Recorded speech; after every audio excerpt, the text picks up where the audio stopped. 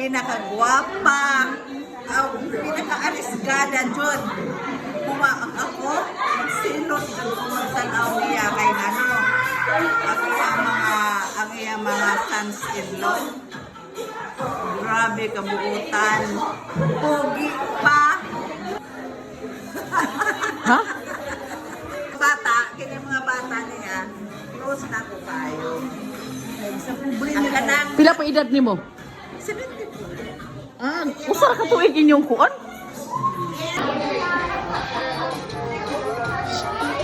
Butiok.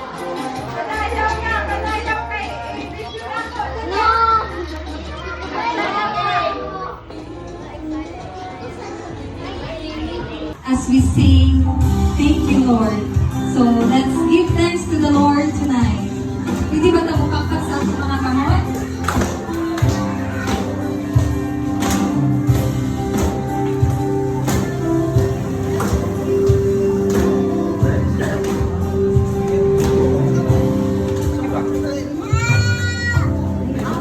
For you today, and there's just one thing that I want to say. Thank you, Lord. Thank you, Lord, for all you've given to me. For all you've given to me. For all the blessings that I can see. Thank you, Lord.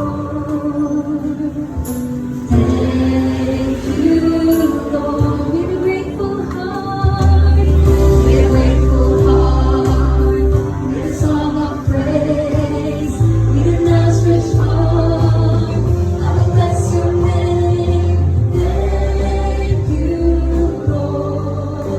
I just wanna thank you, Lord. Thank you, Lord. I just want to thank you, Lord. Thank you, Lord.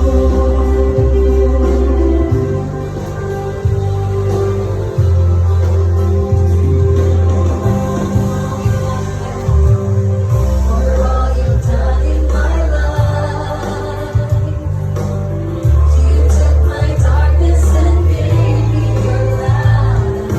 Thank you, Lord. We just want to thank you, Lord. Thank you, Lord. With a grateful heart, with a grateful heart, with a song of praise, with an outstretched arm, I will bless your name. Thank you, Lord. Thank you, Lord. With a grateful heart, with a song of praise, with an outstretched arm, I will bless your name. Thank you, Lord. I just want to thank you, Lord. I just want to thank you, Lord. Thank you, Lord.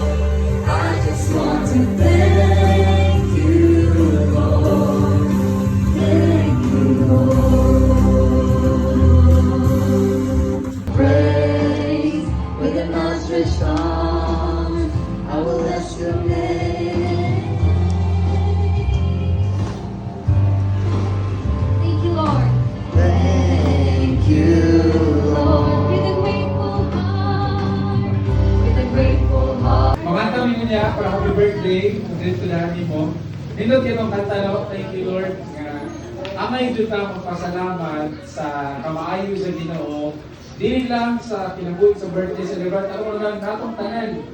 Okay, kaya Ginoo maayo gyud sa tanang higayon and dili pa makutiguan kayo pero sa kadaghan na kayo birthday nga ako napila no say first year na birthday, ikaduha nga birthday, hangtod sa ay nag-birthday og tag-80 na kapin. Akong lola naabot dito siya 96 years old.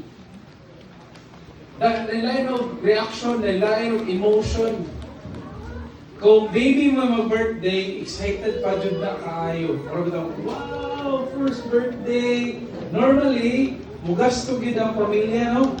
Then, hangtod niya, kinikabot na o pila na katuig, kanang mabot na panalo na mag-teenager. Kung dili na nga na kayo kabungga, hangtod, mag-18, labi na kong babae. Ay, great o birthday. Okay.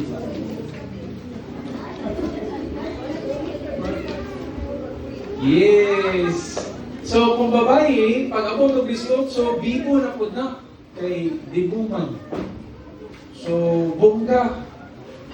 Pero kanang magkatiguang na, okay, murag minus-minusan. Hangtod maabot og 60. Bongga na po na kay senior citizen naman na may 20% discount. Okay, so akin yun mag-celebrate. No? Hangtod nga, 75. Amot kung saan na 75K. Kung 50, golden man. Ha? Platinum ba na siya? Diamond? Diamond siguro na. Pero katong akong lola, ako i-relate niya nga. Pag tikang giniyar, 90 kapin, 94, 95, 96 man siya namatay. Lagi ang iyang emotion. Kaya nang nalipay siya, kay nakabot siya ng idara, at the same time, murag mo sense na mo, ana siya gamay kabalaga or kahadlok, kay anang mga idara, dili na bitaw ka look forward back nga. Di ba pareha o patanon nga, pag 18 ay salamat kay pila ka tuig ikan karon gawas nun ako, di na to sige subuon ni mama o papa, I can live my own life. Okay? Kaya mga idara mo ba ito, 80-90, lahat na di sila naman lang una is, yes, thank you Lord, kilabot ko ng idara, pero happy na po ko. Susabol na kakulba. Di ba no? Pero kung nakakay, kana ha, mo na yung bation, sa ako na yung experience sa mga tao nga kausara na tao, kausara na birthday. Kaya na mo ba ikaduhang birthday? Kaya mga tao nga kasara mag-birthday, ikaduha na sila mamatay. Pero ang tao nga ikaduha mag-birthday, ikausara na mamatay. Sa mga nakasabot, kasabot mo no? Only legends know. Joke. Bitaw. So, sa may ganahan ninyo, kanang ikaduha mo mag-birthday, kausa mamatay, or kausa mo mag-birthday, ikaduha mo mamatay? Siyempre, ganahan ito, ikaduha ka mag-birthday, para kausa ka mamatay. Kaya mo na ako i-share ang gabi, dali rin kayo. Ang first na birthday, ino si Jesus sa John chapter 3. Ano si John chapter 3? First birthday mo ng physical birth. Okay? Muna siya nga, flesh gives birth to flesh. Anong pagka, physical birth pa. Nahimugso ta, ining kalibutan na natay physical life.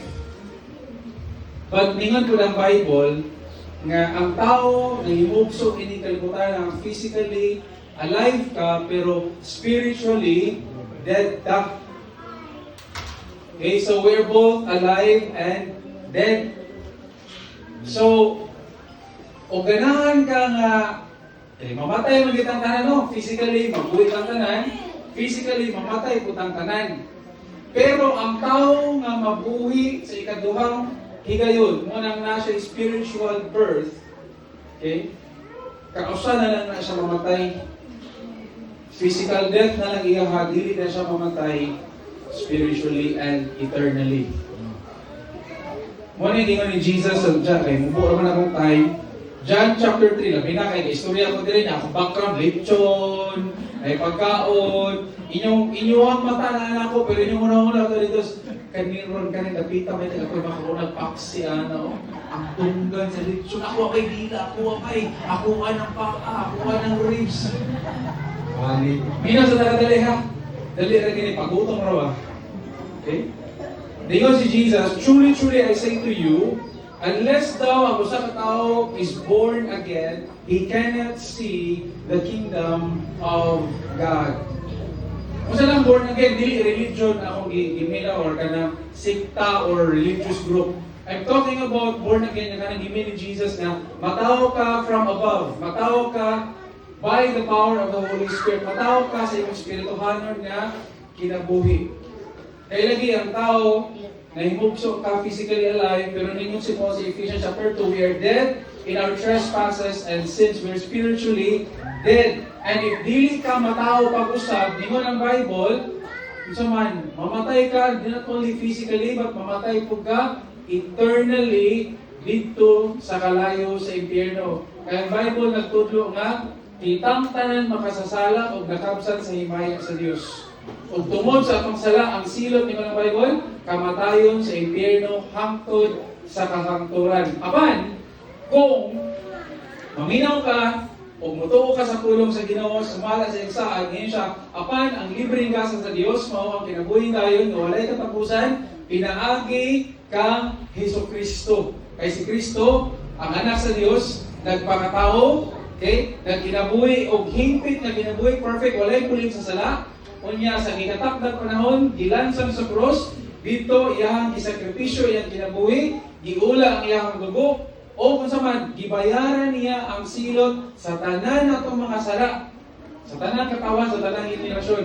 Ang saa sa Ginoo mo ni, si bisan kinsa nga mosalig kaniya, dili gayud malaglag kung dili pakapanagiya sa kinabuhing walay katapusan.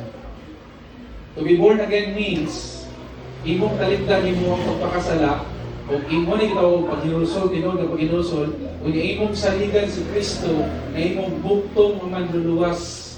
Ningon si Jesus, you will be born again in your spirit. Born from above. Na kay spiritual life. So matao ka physically, matao po ka spiritually, mamatay ka physically, pero dili na ka mamatay spiritually and eternally. Apan, kung magdumili ka sa paghimo sa desisyon nga, mutalikod ka sa imong sala o imong saligan si Kristo, matao ka physically, mamatay ka physically, apan mamatay sad ka eternally hangtod sa kahangturan dito sa kalayo sa impyerno. So kaning mga birthdays nga pareha ani mag-celebrate it's good to celebrate. Ingani kay blessing man gina. Mama Bernanda, congratulations, happy birthday. 75. Istorya mi ni Don kanina, grabe no. Si Mama Fernanda, gi-bless gid siya taas kay kinabuhi. Ako asawa, 38 years na ba ko siya iya. Naiuban mas bata pa gyud. Pero nay planong Ginoo. Okay? Nay planong Ginoo. So congratulations abot siya ng idara. Okay? But there is one truth and there is one reality nga kitang tanan di kita ka-eskapo. One day kitang tanan mga tubang kita sa katapusan natong kaaway na litawag og kamatayon, diha may ready na mata. So celebrate as birthday karon pero pangutana mo ni, natao na ba ka pag-usap? Natao na ba ka spiritually? Na ba ka eternal life? Ayun ang Bible ni Jesus, for God so loved the world that He gave His only begotten Son, that whoever believes in Him shall not perish but have everlasting life. Kanang word nga whoever, pasabot, bisag kinsa. Bisag unsa pa'y sala nga imong nabuhat. Kina may uban minta nga, siguro mo dawatos Ginoo kay makasasala man ko. Ikaw ug ako, ug tungod sa tong sala mo hinungdan ni ani si Kristo. Mo hinungdan ang panansang sa cross. Kay kung puro patabuutan, watay mga sala, di na siya magpakamatay sa cross. Kaya sa kaya ginanali ka, dawatos Ginoo, kay ikaw mo'y hinungdan nga, ibiyaan niya ang himaya sa langit, nagpakatao siya o nag-anto siya dito sa cross sa Kalbaryo.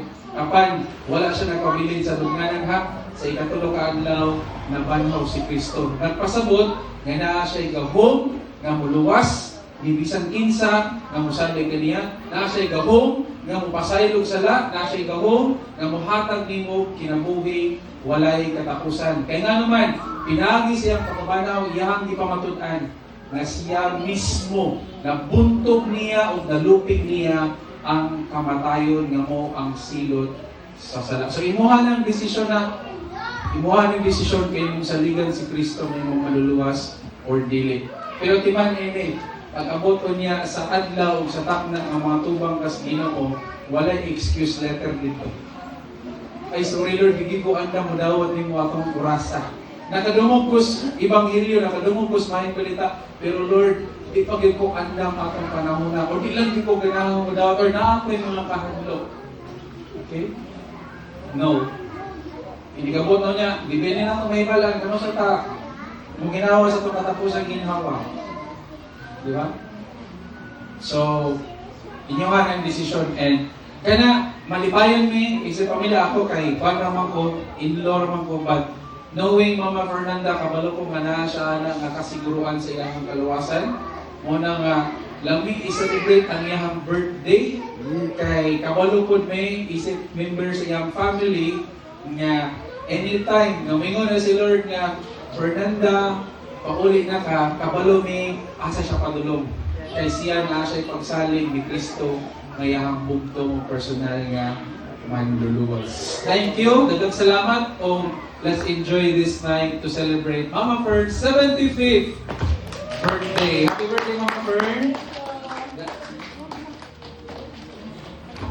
Buhi ni Mama, no, for how the Lord has sustained her, guided her, and makaingon yun ni nga ang Ginoo yun is faithful and maayo. So, join me sa pagkanta sa Goodness of God. I know familiar ang uban ani.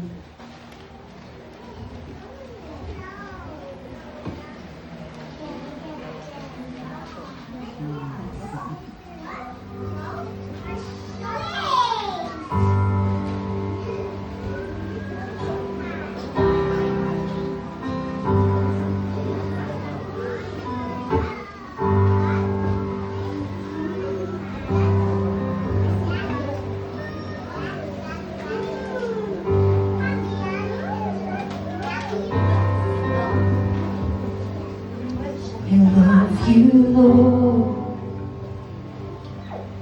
for your mercy never fails me.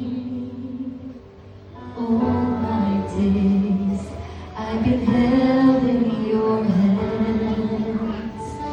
From the moment that I wake up until I lay my head, oh, I will sing of the goodness of God.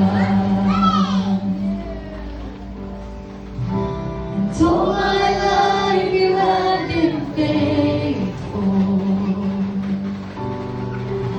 And all my life you have been so, so good. With every breath that I am able, oh, I will sing of the goodness of God. I love your voice. You have led me through the fire, through the darkest night. You were close like no other. I've known you as a father. I've known you as a friend.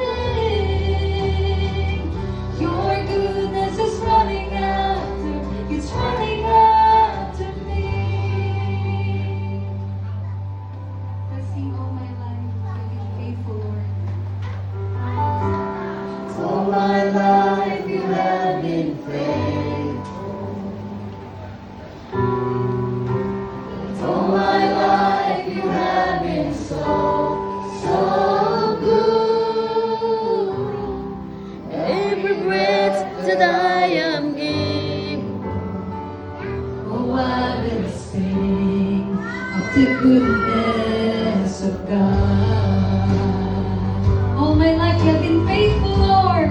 Let's sing together. And all my life you have been faithful. And all my life you have been so, so good. With every breath that I am able, oh, I'm gonna sing of the goodness of God. Oh, I'm gonna sing of the goodness of God. Oh, I'm gonna sing of the goodness of God.